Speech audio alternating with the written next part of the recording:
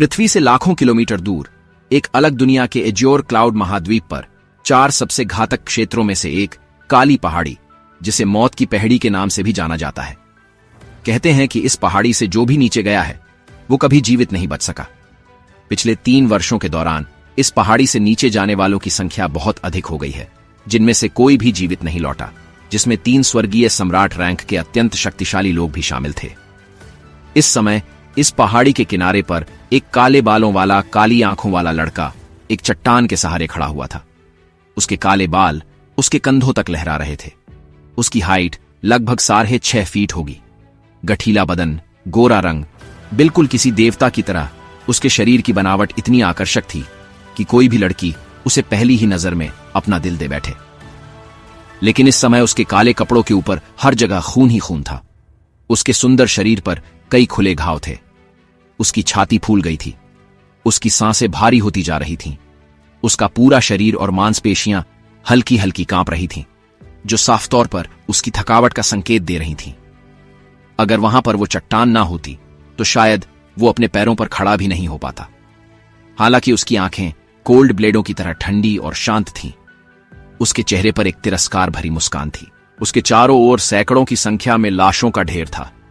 उस लड़के को देखकर ऐसा लग रहा था जैसे कि उसने अभी अभी एक भयानक लड़ाई लड़ी थी और अकेले ही इन सैकड़ों लाशों का ढेर लगा दिया हो। लेकिन अभी भी उसके सामने लोगों की एक अंधेरी भीड़ खड़ी थी, जिसने उसके सारे रास्ते बंद कर रखे थे। इस भीड़ में से एक व्यक्ति की आवाज पूरी पहाड़ी में गूंजती है, देखो, तुम अब चारों ओर से घिर गए हो। अब तुम्हारे पास भागने का कोई रास्ता नहीं है। इसलिए अगर तुम वो आकाश विष मोती हमें पकड़ा देते हैं तो शायद हम तुम्हें जीवित रहने का एक मौका दे सकते हैं। तभी एक और व्यक्ति बोलता है, यदि तुम जल्दी से जल्दी आकाश विष मोती के साथ सरेंडर करते हो तो हम तुम्हें एक आसान मौत दे सकते हैं, वरना फिर एक दर्दनाक मौत का स्वाद चखने के लिए तैयार हो जाओ। एक और आवाज उस लड़के के कानों में पड़ती है, अथर्वदेव, इतने जिद्दी मत बनो। आकाश विष मोती इस महाद्वीप की सबसे पवित्र वस्तु है और तुम इस पवित्र वस्तु के योग्य नहीं हो। भीड़ से इसी तरह एक के बाद एक आवाजें आ रही थीं। वहां पर मौजूद वो सभी लोग न्याय और धार्मिकता जैसे शब्द चिल्ला रहे थे, जो खुद एक साथ मिलकर एक अकेले लड़के पर हमला कर रहे थे। अगर कोई भी व्यक्ति वहां से गुजरता तो इस अंधेरी भीड़ को देखकर ही भयभीत हो जाए। लोगों की इस भीड़ में एज्योर क्लाउड महाद्वीप के सबसे शक्तिशाली गुटों का समावेश था और गुटों के सभी लीडर उपस्थित थे, वो सिर्फ एक 37 साल के लड़के को मारने के लिए। यह कोई बड़ी बात नहीं थी कि अगर इनमें से किसी एक को भी उठाया जाए तो वह एक ऐसा व्यक्ति होगा जो अकेला ही किसी भी क्षेत्र को तहस नहस करके रख सकता था। अब वे सभी मिलकर इस युवा लड़के के पीछे पड़े हुए थे, विशेष रूप से उसके हाथ में उपस्थित आकाश विष मोती के लिए, जो कि एज्योर क्लाउड महाद्वीप की सबसे पवित्र वस्तु थी। वे सभी पिछले 3 दिनों से अथर्व का शिकार कर रहे थे और वे अपनी मेहनत का फल पाने का और इंतजार नहीं कर सकते थे और वे धीरे धीरे अथर्वदेव की ओर बढ़ने लगे। तभी अथर्व ठंडे स्वर में हंसा और अपना दाहिना हाथ ऊपर उठाया और बोला, तुमको ये चाहिए, आकाश विष मोती। उसके हाथ में मंद चमक वाली एक हरे रंग का मोती दिखाई दिया। जैसे ही यह मोती चमका, हर कोई अपनी जगह पर रुक गया। हरे मोती को देखकर उनकी आंखें लालच से चमक उठी थीं। ये सभी लोग जो दुनिया को डराने के लिए तो काफी ताकतवर थे, लेकिन अथर्वदेव की नजर में वे केवल गंदे और मूर्ख थे। उसने एक बार फिर अपनी तलवार पर धीरे धीरे पकड़ मजबूत की और लड़ने को तैयार हुआ और अपनी ओर आती हुई भीड़ को तिरस्कार से देखा। भीड़ ने भी अथर्व के इरादों को भांप लिया और फिर वे उसकी ओर आकाश विष मोती छीनने के लिए तेजी से आगे बढ़ने लगे और एक साथ मिलकर कई लोगों ने अथर्व पर हमला किया। लेकिन अथर्व ने उन सभी के हमले का सामना अपनी तलवार से किया और एक ही बार में 8 से 10 लोगों को मौत के घाट उतार दिया और वो इसी तरह अपनी ओर आते हुए लोगों को बेरहमी से मौत के घाट उतारता रहा। लेकिन लोगों की भीड़ कम होने का नाम ही नहीं ले रही थी और वो वक्त के साथ साथ और भी थकान महसूस करने लगा था। धीरे धीरे उसकी सारी शक्ति कम होती जा रही थी। अथर्व भी अच्छी तरह से अपनी शक्ति को कम होता हुआ महसूस कर पा रहा था, लेकिन लड़ने के अलावा उसके पास और कोई रास्ता नहीं था। लेकिन वो ये भी जानता था कि असली समस्या ये भीड़ नहीं, असली समस्या तो शक्तिशाली गुटों के लीडर हैं जो दूर खड़े होकर लड़ाई को देख रहे थे। अथर्व को धीरे धीरे समझ आ गया था, आज वो इन लोगों से जीवित नहीं बच सकता है। और जैसे ही ये विचार उसके मन में आया तो उसने मन ही मन कहा, ठीक, अगर आज मेरा मरना लिखा ही है तो यही सही, लेकिन मैं मरने से पहले इनको इतना नुकसान पहुंचाऊंगा जितना कि इन लोगों ने कभी सोचा भी नहीं होगा। वो इसी सोच के साथ अपना दाहिना हाथ ऊपर उठाता है जिसमें आकाश विष मोती था, और हाथ उठाते ही आकाश विष मोती से भयंकर मात्रा में जहर निकलता है जो कि पूरी पहाड़ी को अपने आगोश में ले लेता है।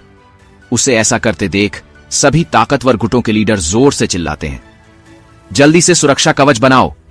दय वे सभी अपने चारों ओर एक मजबूत सुरक्षा कवच बना लेते हैं जिससे वे उस जहर से बच जाते हैं। लेकिन जो लोग थोड़े से भी कमजोर थे, उनका सुरक्षा कवच एक झटके में जहर के प्रभाव से पिघल जाता है और एक झटके में उनके शरीर काले पड़ जाते हैं और एक ही बार में सैकड़ों की संख्या में लोग मौत की नींद से जाते हैं। इसका सबसे ज्यादा प्रभाव उन लोगों पर पड़ता है जो अथर्व के सबसे ज्यादा पास थे, उससे युद्ध कर रहे थे।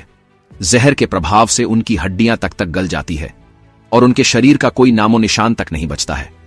लेकिन अथर्व आकाश विषमोती के लगभग सारे जहर का उपयोग कर लिया था और ऐसा करने के लिए उसे अपने शरीर की बची खुची सारी शक्ति का उपयोग करना पड़ा था।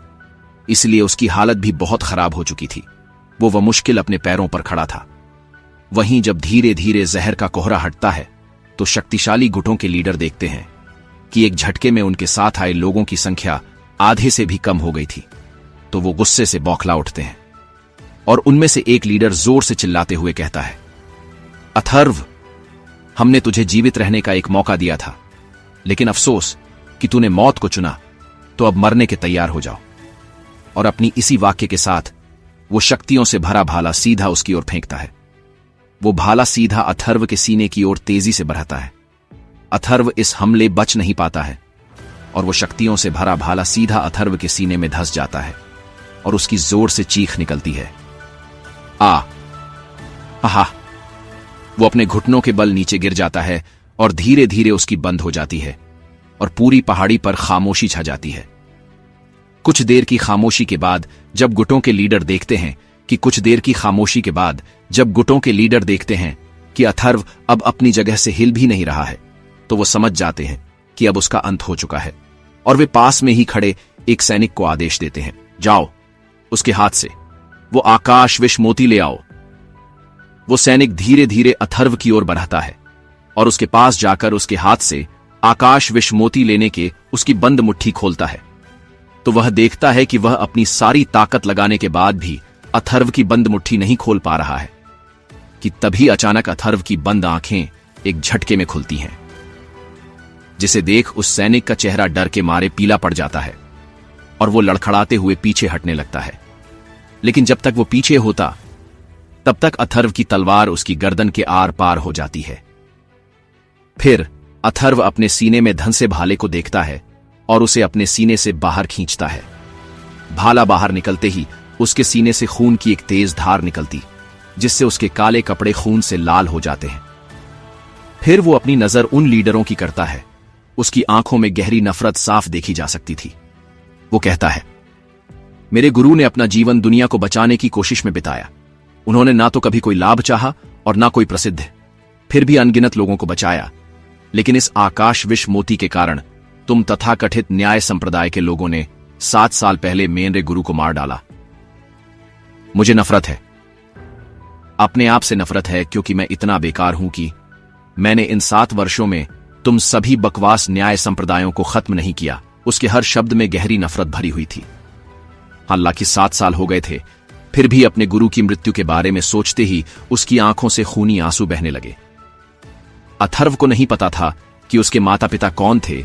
जब उसके गुरु ने उसे पाया तो ऐसा लग रहा था जैसे कि वह अभी केवल कुछ ही दिनों का था। वह गहरे वसंत का समय था जब उसके गुरु को एक नन्हा बच्चा मिला था।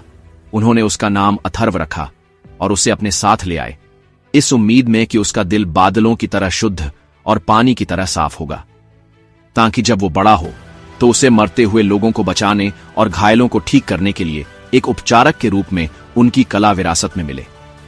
चाहे बीमारी या आघात कितना भी गंभीर क्यों न हो, वे उन सभी को ठीक कर सकते थे। ऐसा आकाश विष मोती के कारण हुआ था। आकाश विष इन दो शब्दों का मतलब था कि यह मोती अत्यधिक जहरीला था, लेकिन दवा और जहर एक ही मूल के थे। गुरु ने कभी इसके जहर का प्रयोग नहीं किया। उन्होंने लाखों की जान बचाने के लिए केवल पवित्र औषधियों को निकालने, पिघलाने और अंत में उत्पादन करने के लिए चिकित्सा का उपयोग किया। उन्होंने अथर्व के लिए अपने सभी चिकित्सा कौशल अच्छी तरह से सिखाए, लेकिन 7 साल पहले उनके आकाश विष मोती की बात फैल गई और उन्होंने इसे अथर्व को दे दिया और उसे भागने के लिए कहा। कुछ ही समय में प्रमुख संप्रदायों के हाथों उसकी मृत्यु हो गई।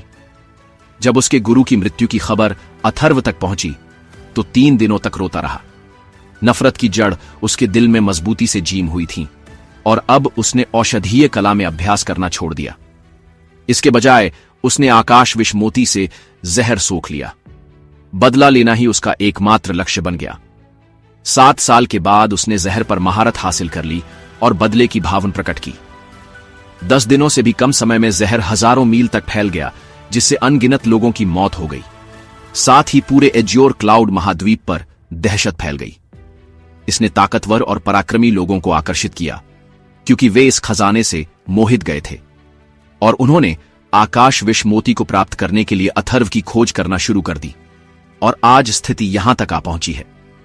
इसी बीच अथर्व की मंगेतर की भी हत्या कर दी गई, जो कि अथर्व के साथ एक शांतिपूर्ण जीवन बिताना चाहती थी, लेकिन उसकी ये इच्छा मात्र एक इच्छा ही रह गई।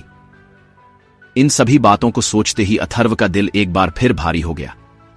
उसने अपनी आंखों से सभी को घृणा भरी नजरों से देखा और ठंडे स्वर में हंसा। उसने दहाड़ते हुए कहा, तुम लोग मेरा आकाश विष मोती चाहते हो। तुम सभी दिन में सपने देखते रहो। इतना कहने के बाद अथर्व ने अपना हाथ उठाया और आकाश विष मोती को अपने मुंह में फेंक दिया और आकाश विष मोती उसके गले से होते हुए सीधा उसके पेट में चला गया। यह देखकर गुटों के लीडर गुस्से में पागल ही गए और वे जोर से चिल्लाए, क्या कर रहे हो? उसने आकाश विष मोती निगल लिया। अथर्व, क्या तुम इतनी बुरी तरह मरना चाहते हो? ठीक है, कोई बड़ी बात नहीं। हम उसे मार डालेंगे और उसके शरीर के टुकड़े करके आकाश विष मोती ले लेंगे। आकाश विष मोती उसके शरीर में प्रवेश कर गया, लेकिन उसके शरीर में जहर नहीं फैला और ना उसके शरीर को इससे कोई नुकसान पहुंचा, जैसा कि उन लोगों ने सोचा था। उसके शरीर से हल्की हरी रोशनी निकल रही थी। तभी एक लीडर बोला, अब उसे मार डालो, अन्यथा उसके शरीर में आकाश विष मोती बदल सकता है। यह बहुत बड़ी समस्या होगी। दहाड़ते हुए 1 दर्जन से अधिक लोग अथर्व को मारने के आगे बढ़े, जिन्हें देखकर अथर्व हंसने लगा। उसकी हंसी कमजोर और शुष्क थी, लेकिन फिर भी बहुत अहंकारी थी। फिर उसने उन्हें देखते हुए कहा, मुझ में तुम लोगों को मारने की क्षमता नहीं है, लेकिन यह मत सोचो कि तुम मुझे मार सकते हो। तुम कूड़े के टुकड़े इस आकाश विष मोती के योग्य नहीं हो और मुझे मारने के तो बिल्कुल भी योग्य नहीं हो। मरूंगा तो मैं अपने हाथों ही मरूंगा। हाँ हाँ हाँ। हंसने के बाद अथर्व ने पीछे की ओर कूदने के लिए अपनी बची खुई ताकत का इस्तेमाल किया और वो मौत की पहाड़ी से नीचे कूद गया। उसे रोको, एक तेज आवाज वहां पर गूंज उठी। अथर्व के इरादों को समझने के बाद कई हाथ उसकी ओर तेजी से बढ़े, लेकिन वे उसे छू भी नहीं पाए। वे केवल उसके शरीर को घाटी में गिरते हुए देख सकते थे। अथर्व का शरीर घाटी के नीचे गिरता जा रहा था। उसने मन ही मन खुद से कहा, मौत की पहाड़ी यह मेरे लिए सबसे उपयुक्त कब्र होगी। मेरा अब इस दुनिया से कोई संबंध नहीं है। दुर्भाग्य से मैं अपने आचार्य का बदला नहीं ले सका और ना ही अपने माता पिता को ढूंढ सका। अथर्व ने अपने चांदी के पेंडेंट को धीरे से अपनी छाती पर रखा। जब उसके गुरु ने उसे पाया तो उसके पास एकमात्र यही चीज थी। उसने धीरे से अपनी आंखें बंद की और अपने शरीर को अंतहीन अंधेरी खाई में डुबा दिया। आखिर क्या रहस्य है इस आकाश विष मोती का, और क्या यही अंत है अथर्व की जिंदगी का? क्या हमारी कहानी शुरू होने से पहले ही समाप्त हो जाएगी, या फिर यह शुरुआत है किसी नए अध्याय की? इन सभी सवालों के जवाब आपको मिलेंगे अगले चैप्टर में। तब तक हंसते रहिए, मुस्कुराते रहिए और जीवन का आनंद लेते रहिए।